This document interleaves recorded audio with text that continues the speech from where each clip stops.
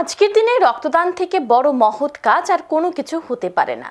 বিজ্ঞানীরা অনেক চেষ্টা করেছেন, কিন্তু বিকল্প এখনো বের হয়নি।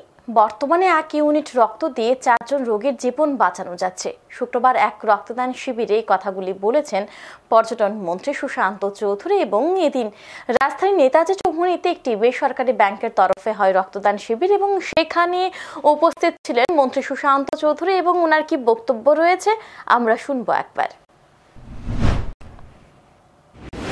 রক্তদান এটা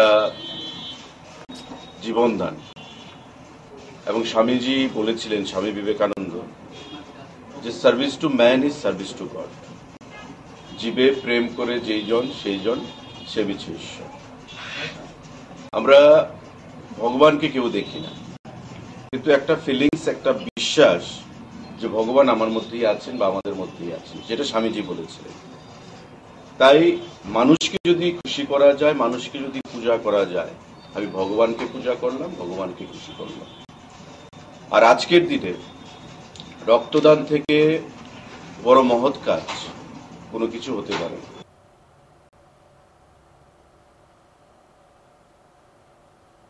শিবিরে বেশ উৎসাহ নিয়ে রক্ত দেন ব্যাংকের কর্মীরা। এখন সময় বিরতির, সঙ্গে থাকুন।